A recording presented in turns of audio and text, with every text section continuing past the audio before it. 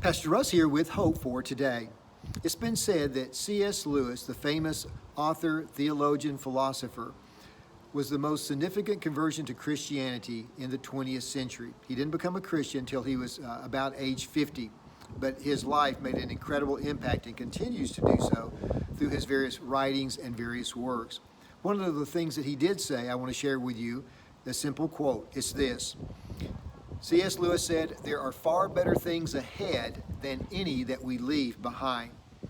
And that means this. It doesn't matter if you're a billionaire with all the bells and whistles and things, or a single mom who scrapes by each month just to make ends meet. Whatever your situation in life, your heavenly life will exceed all possible expectations you and I could ever have while still on this earth. And that's why it pays to be generous now. Not just with our money, but also with our heart and with our lives. A passage that has always been meaningful to me, that I've always enjoyed, was written by Paul in a letter he wrote to the church at Corinth. It's in chapter 3, beginning in verse 5.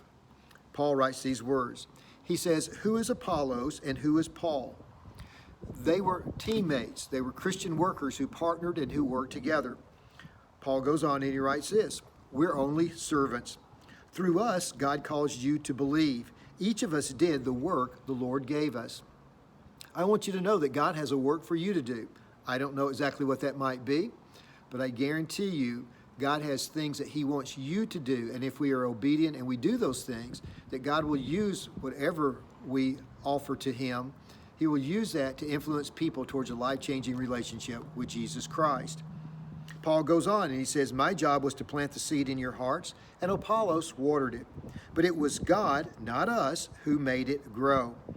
And then in verse 8 he says this, "The one who plants and the one who waters work as a team with the same purpose."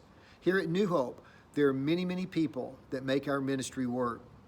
We work together with the same purpose, and we are all on the same team. But this last sentence I want to focus on. "Yet they," referring to Paul and Apollos, "will be rewarded individually according to their own hard work." Have you ever done something in ministry? Maybe it's something behind the scenes. Maybe you just provided refreshments, or you swept. You did something like that. You made crafts for the children to do. I want you to know sometimes it's easy for us to feel like nobody really notices this. Nobody knows. Nobody cares. I want you to know this. God knows. God cares. And God promises us that whatever we do, God says He's going to reward us. Now again, we don't know all that will mean, but He knows everything you and I do in service of Christ. I just want to remind you, the more that we love here on this earth, the greater our reward in heaven. I think C.S. Lewis was 100% correct when he said this, "There are far better things ahead than any that we leave behind."